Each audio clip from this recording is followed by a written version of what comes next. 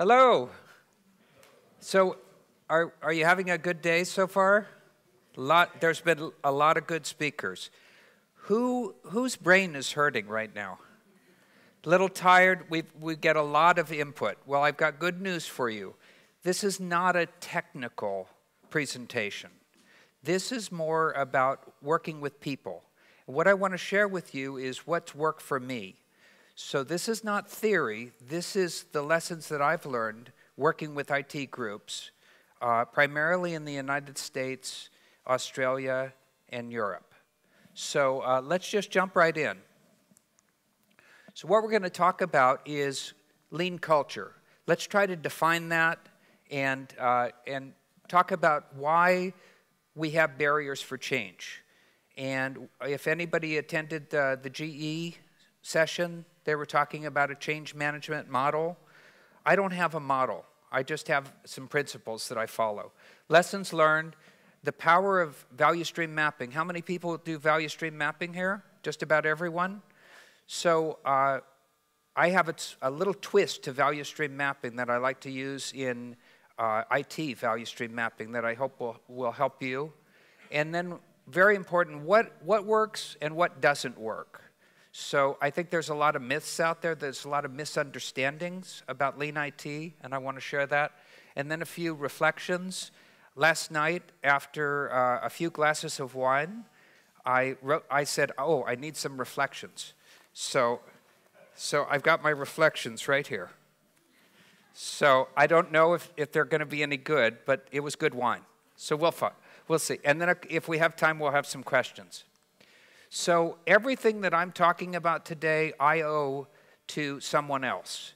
So I've been very, very lucky to work with some amazing companies, and they've allowed me to learn by doing and to learn by trying and experimenting. So I don't take credit for any of this. This is really working with other companies and learning together. That's really what Lean is about, learning and sharing. So I just am indebted to all these organizations. So what is culture? Okay, how many people, we've all heard of culture, right? So what is culture? What is culture? Well, if you ask 10 people, you get 10 different answers. Everybody's got a slightly different version. What I like to say is culture is the shared agreements that we have in our company, in our organization. Agreements for what? Well, I would suggest there's two key agreements. What we will notice and what we will not notice. So what we will notice is, did you make the numbers this month? Did you get your budget report in? Did you turn in your timesheet? What we won't notice is you made a commitment at the team meeting and didn't follow through, but we'll just let it slide because I know you're busy and maybe you'll get to it. You jumped to a solution without applying PDCA. I'm not going to say anything. I don't want to embarrass you. So culture is really the standard that we all hold each other towards. So what does that picture have to do with culture? You know what that's a picture of? It's hard to see. That's a campfire with the tribe sitting around the campfire. So who's familiar with tribal knowledge? Tribal knowledge is part of culture. It's all the things that we understand that are documented nowhere. So think of your organization. How much of your work that you do has no documentation, no formal documentation? It's information that is stored in people's heads. No standard work. It's the culture that we have. Do we have a culture that it's okay that one person has all the knowledge and the rest of us just go to him and say, how do I do it? Or do we have a culture of transparency, that we need to have information that's shared, that we create standards and we build continuously and make improvement? So this is what culture is, in my opinion. So what is lean culture? I'm sure there's books written on this. All I can do is share what I've seen that works. In the organizations I've been in that really are improving, have used lean to integrate it with their being. They are being lean. They're not trying to do lean. This is what I've seen. First of all, everybody in the organization realizes that business is about experiments. Everything is done as an experiment. There's no jumping to solutions. It's, what is the problem I'm trying to solve? What are the potential countermeasures? After I grasp the situation and understand, or think I understand, what the potential causes are, not the root cause, the potential cause, how can I do an analysis that can lead me to an experiment to prove whether or not I understand the process? So first of all, I see lots of experimentation. Number two, perhaps the most important, no fear. So fear of what? What would people be afraid of? Is there fear in organizations? No fear? Yeah, losing their job, or what I would say is fear of making a mistake. Fear of making a mistake. So in meetings, this is what I see. There's a problem. We all run into the room, and what do? We start brainstorming. You brainstorm? And we write ideas down on the whiteboard, many, many, many ideas. And then, how do we select the solution? How do we select the next step?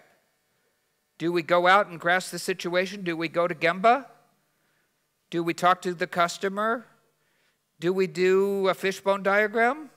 Usually not. You know what we normally do? The person in the room with the most rank says, you know, I think number 3 looks really good. And then what does the rest of the group do? We say, that's a great idea. I was going to say that too. I love option number 3. So we've all been there. We've all done this. It's because people are frightened. We're afraid. We don't want to look stupid. We don't want to challenge our boss. We don't even want to challenge our coworker. In the organizations that seem to really be getting this, IT organizations as well as organizations outside of IT, there is no fear because it's okay to experiment. It's not trial and error when we do an experiment. It's trial and discovery. We try something and we discover whether or not the countermeasure is effective. If it isn't, we repeat the PDCA cycle. Number 3, we hold everyone to a higher standard.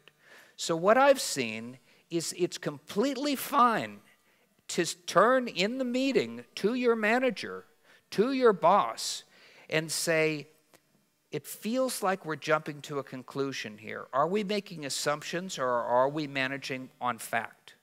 Are we honoring the process? That's my favorite question.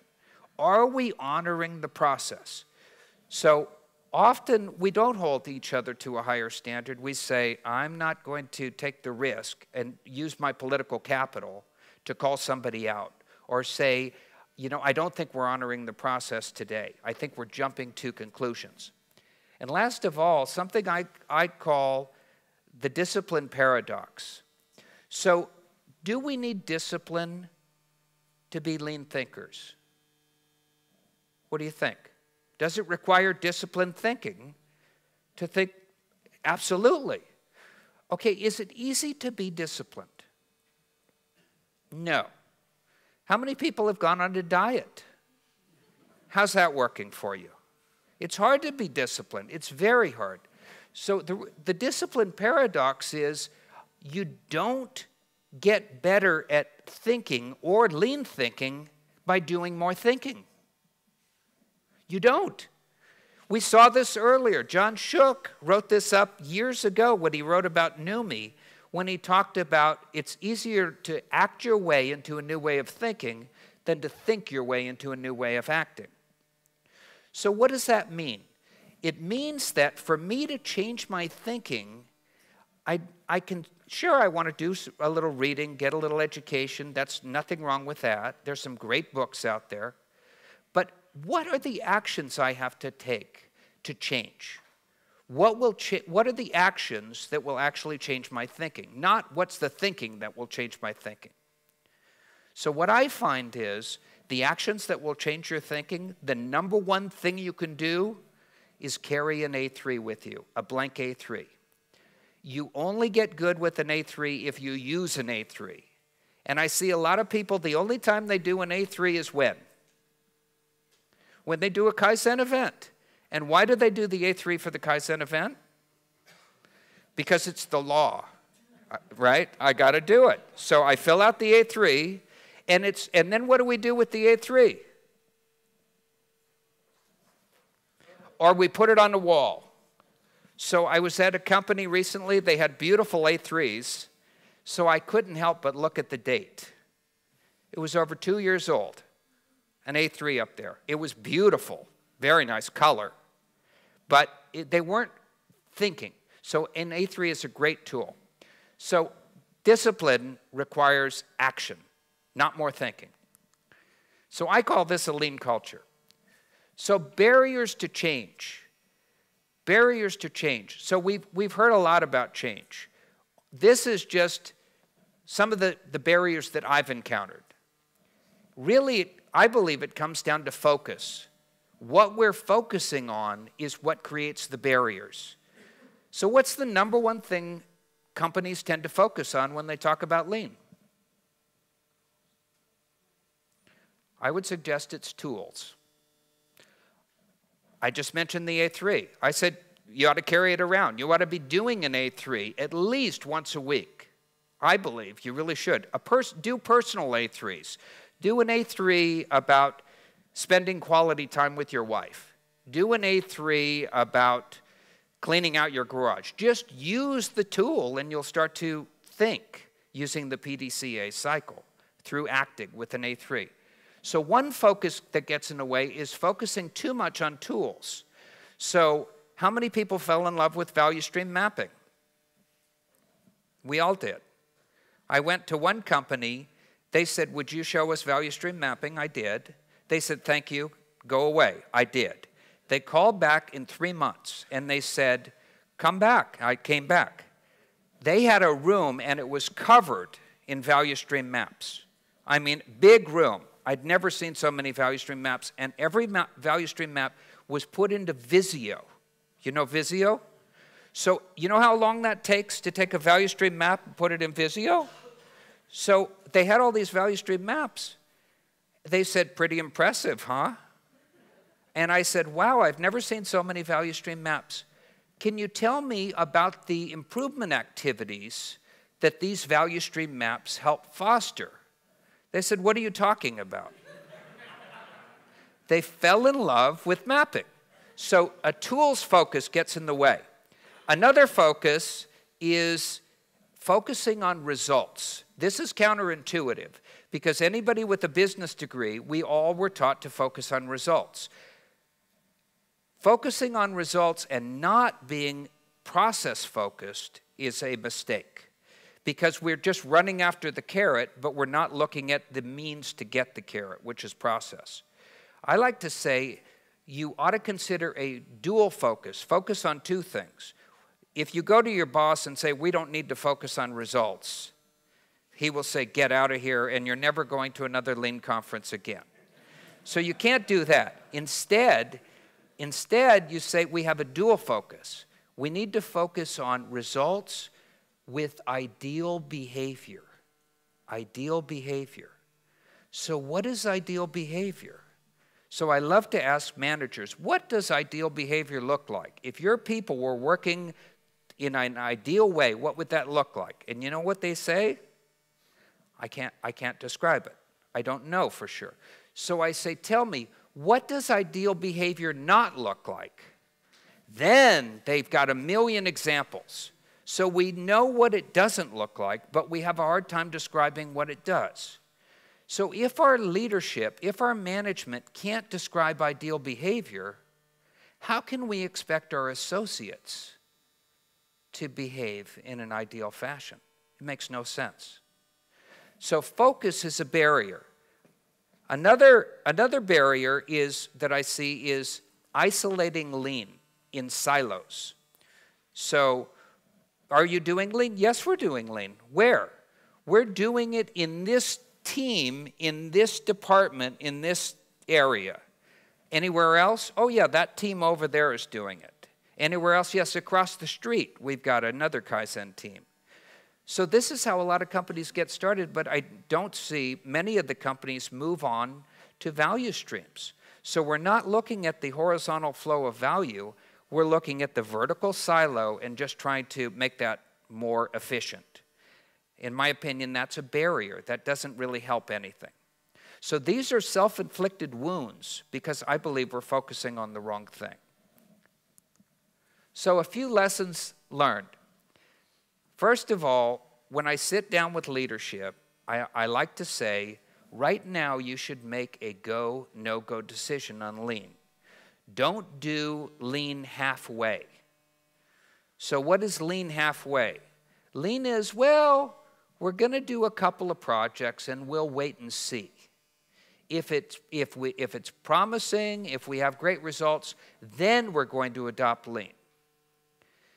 I say no. I suggest you talk to some other companies that have done lean, but make a decision. Either do it or don't do it. Because I think it's disrespectful for the people. They don't know if it's real, if it's a commitment or not. Reinvesting. This is something that I see a lot of companies not doing. So reinvesting means when you have a Kaizen project and you have a time savings, you must reinvest the win in more lean. I would say in more lean. If you're way behind, you have a bad backlog, you're in trouble, fine. Invest part of it in daily work and part of it in lean. But the common mistake I see is let's say we save 1 hour a week in a 20-person department. So we save 20 hours, and we can demonstrate we have saved 20 hours a week. Where do you think that time goes? It just gets absorbed. So if we don't reinvest, if we don't say, look, I've got 20 hours, what are we going to do with it? It's like money to spend. But if I don't invest it, what happens to my money? I spend it on wine. It goes, who knows where it goes? It's gone, right?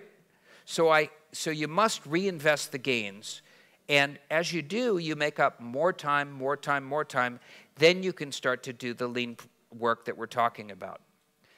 Another one is the moment of truth. This happens in every company. The moment of truth is, yes, we're doing lean. It's a go. We're serious about this. We're not going to stop. Yes, we're reinvesting the gains, and we're doing more Kaizen work, and we're empowering the people, and we're training them, and we're doing everything right. Then the moment of truth happens. We lose a key client. The market dips.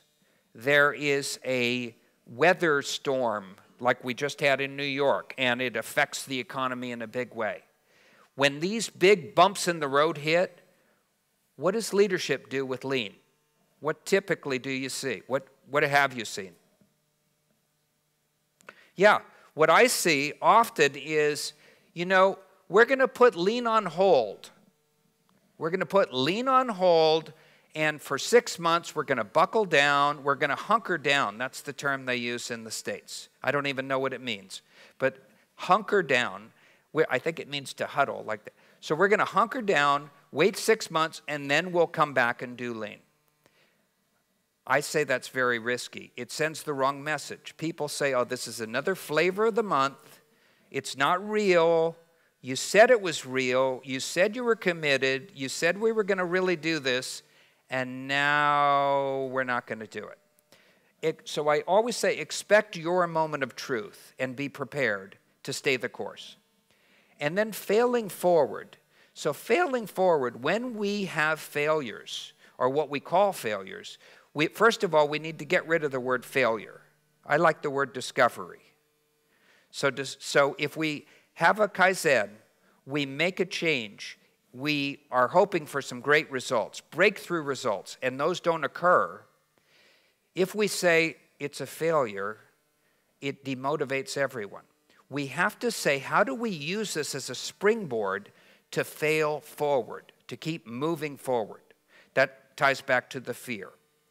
So I said to my wife, look, things aren't a failure, they're a discovery. And then about a week later, I was talking to my wife, and I said, I forget what I was complaining about, but I said, you know, you did this and I think you did it the wrong way. And she turned to me and she said, that's a discovery. So don't share any of this material with your spouse. So the power of value stream mapping.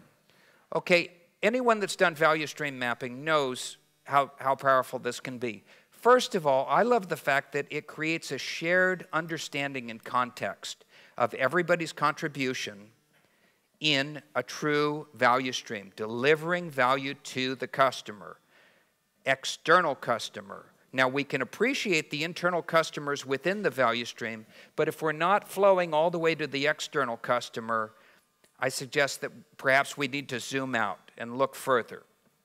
But it also creates context in the sense that I've done many value streams where people have said, you know, I've worked here for 10 years and I had no idea that my job impacted your job.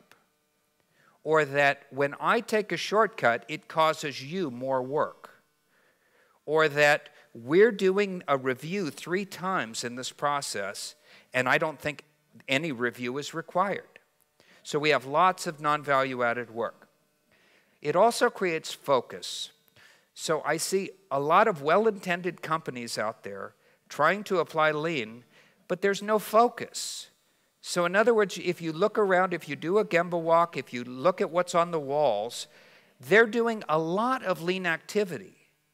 But if you ask them, can you tie your lean improvement work that you're doing right now to a value stream or to a customer problem that you're trying to solve? The answer is often not really, kind of, sort of. So I made this mistake years ago. I used to have teams select their own Kaizen events. So what's wrong with that? I think it's a great way to start because they're interested. But if you keep letting teams select their own Kaizen events, how are those aligned with the corporate goals or with customer needs? Often I find they're not. So it's not the team's fault. I think we need to do a better job in terms of leadership. So when I'm doing a value stream map, I like to say to teams, and maybe this is not complete, this is just my understanding and my opinion. I like to say to teams that we're really just looking for a few things in the value stream map. Number one, where do we have quality at the source? Where, when we do the work, it is perfect. It's never coming back for any rework. It's complete. It's accurate. It's pristine. Do we have that anywhere? Number one.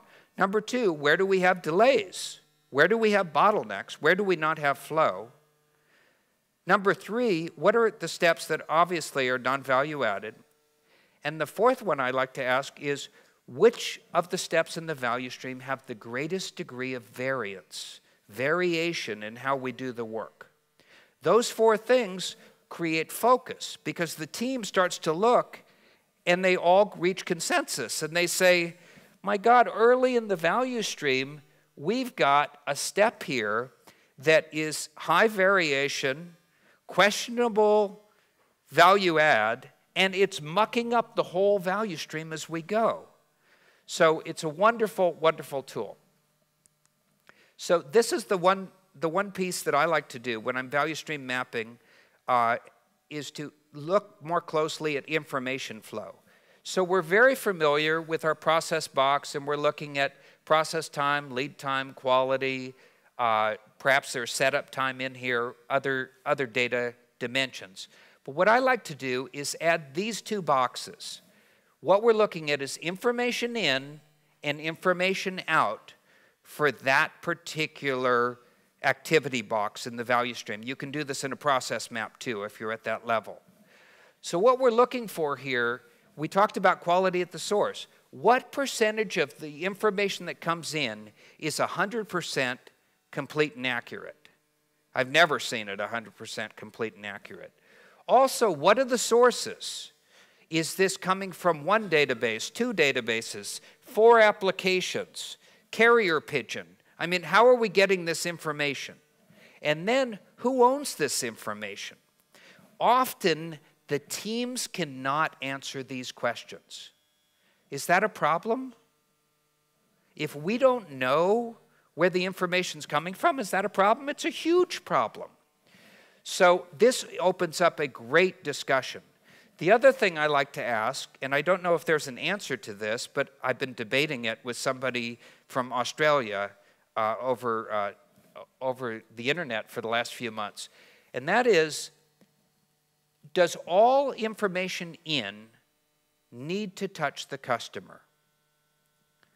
In other words, is everything I'm delivering here, does it need to go out the value stream and touch the customer?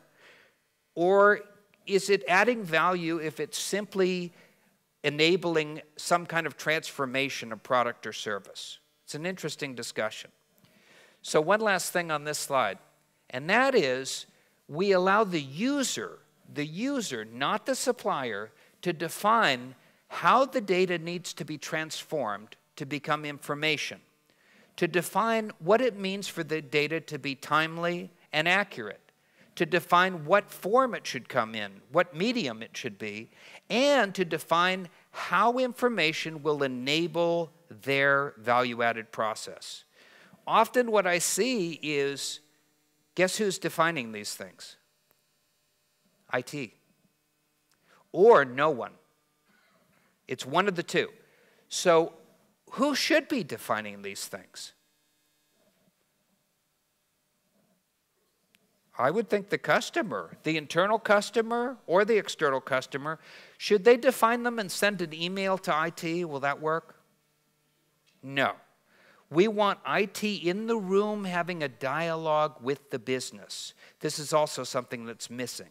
We have IT isolated over here, and we have the business over here, and then we complain and we criticize IT for not being integrated.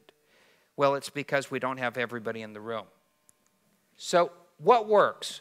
Okay, what works if you're just getting started is what I like to call clean up your own backyard. So instead of taking the IT department and saying, we're doing lean IT, you know what we're going to do? We're going to take you in the IT department and we're going to throw you into the business. And you're going to do a lean IT project with the business.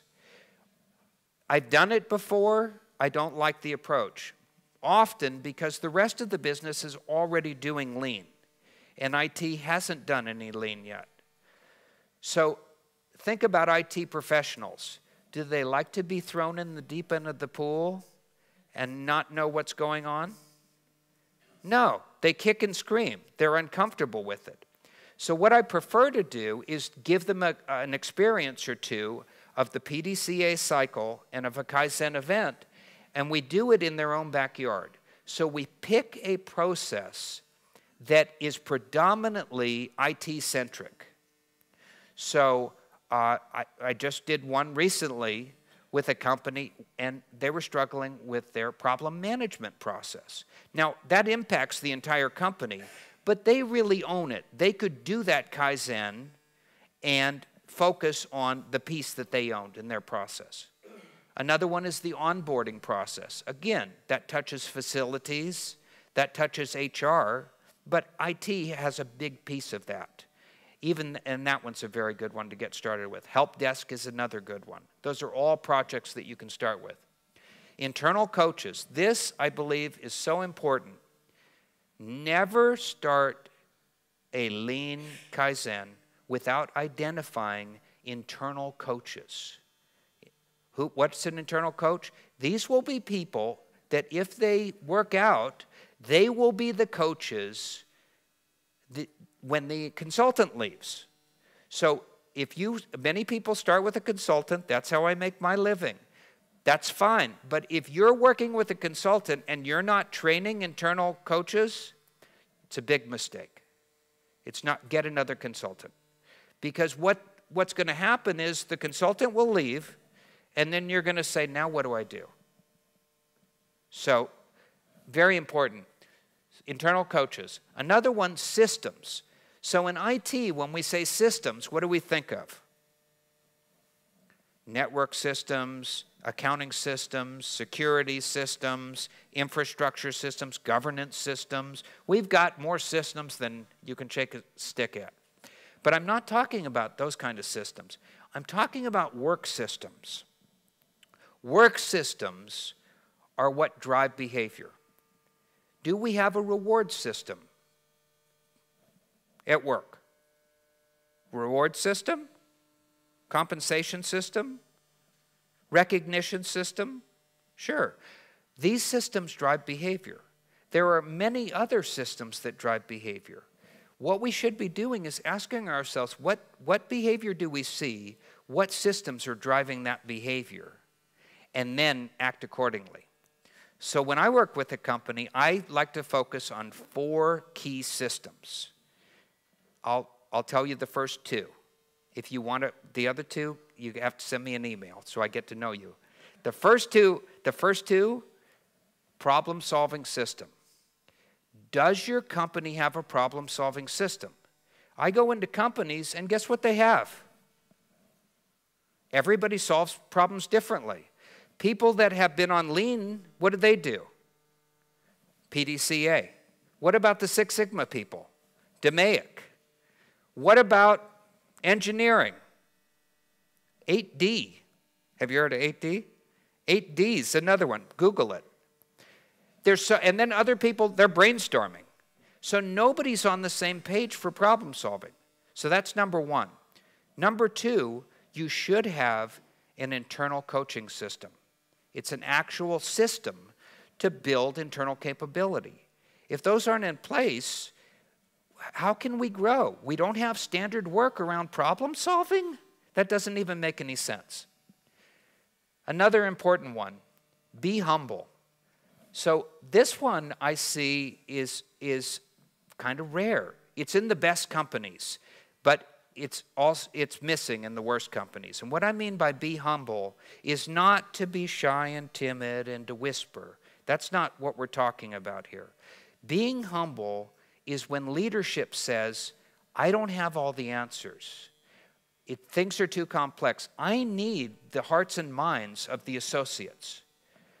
However, leadership says, follow me, let's do this together. Leadership also says, I'm comfortable not having all the answers. So I work with a lot of leaders, and they've spent 30 years having all the answers. How do you think this goes over when you talk about being humble? They don't like it. Why? It's fear. It threatens their persona, their ego. But what I find in the best companies, there's a humility. So when you walk in and you see, wow, you really have reorganized around value streams. Everybody is doing Kaizen. I see real A3 thinking going on here. And I compliment them. What's the first thing that they say? I've heard it in many companies. What's that? Yes, they say we could be better. We've just gotten started. We've been doing this for 10 or 15 or 20 years, but we wish we would have started 30 years earlier. We have so far to go. So it's like a world-class athlete, and you go, wow, that's incredible. You can run a 4-minute mile. And the world-class athlete says, yes, but I really need to run a 3-minute and 50-second mile. So it's a totally different, and that keeps you humble, realizing that there's more to go.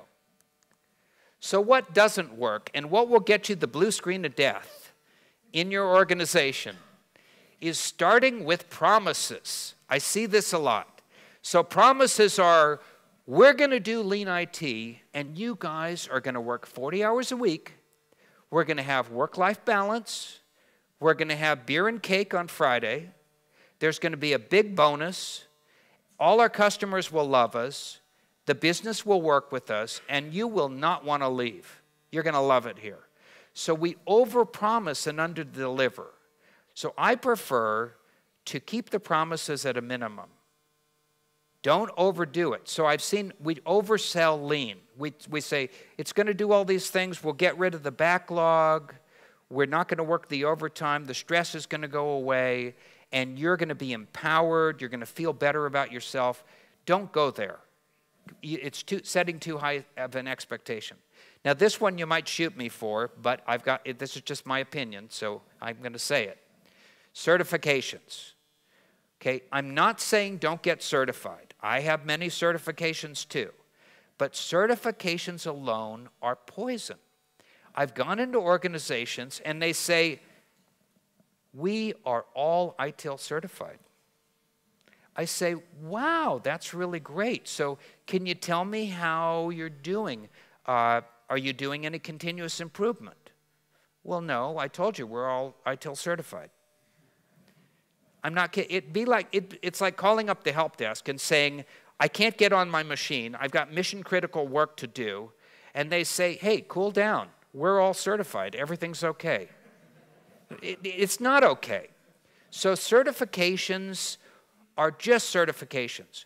And I've seen companies spend hundreds of thousands of dollars or euros getting people certified just for certification's sake. And I'd say beware of that. Sideshow.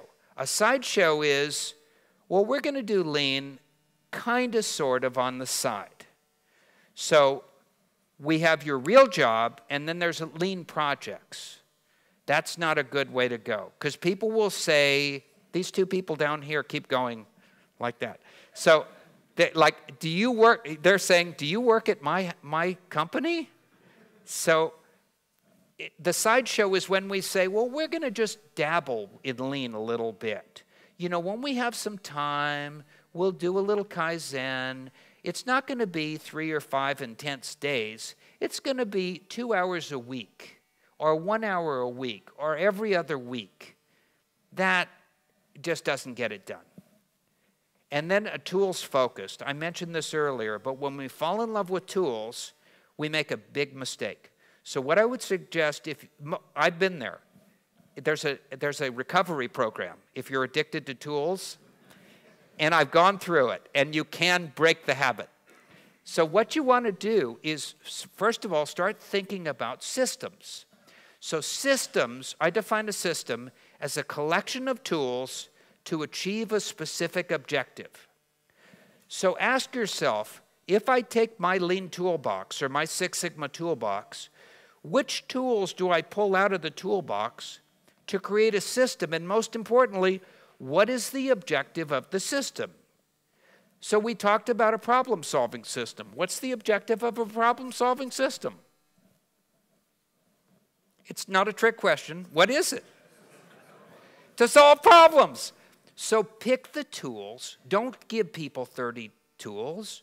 Pick the 3 or 4 or 5 tools that you need, put them together, and ask yourself, what do we mean by teach people to solve problems? What does that mean in my organization? I want consistency. I want transparency. I want ideal sharing. What else do I want? I want to become a learning organization. I want to learn from solving my problems. I want to, as Dan said, I want to leave the team in a more capable state than when I found the team. That's how I build a system. That's the focus, and that's the recovery plan to get you off of tools. So, reflection. Time for my glass of wine. So, number 1 reflection. Get comfortable with uncertainty. This is a tough one for IT. Does IT work with uncertainty? We don't like it. We don't like it. We like on and off. Yeah, 0, 1, 0, 1. The bit is on or off. Don't mess with me, right? So, but we have to get comfortable with uncertainty. Why? Because that's the universe we live in. We don't have solutions. We have hunches. And we need a scientific method to see whether or not our hunch is provable in an experiment. If it is, we will make it the new standard. If it isn't, we will repeat the PDCA cycle. Number 2, operational excellence, which is another term for lean. Some people are using that. In the States, lean has a funny background. A lot of people said, we tried lean, and it didn't work for us.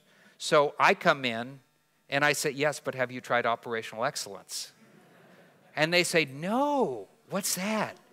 So I've never had a company say, we don't want any operational excellence. But they will say, we don't want any lean. So go with operational excellence if it works in your company.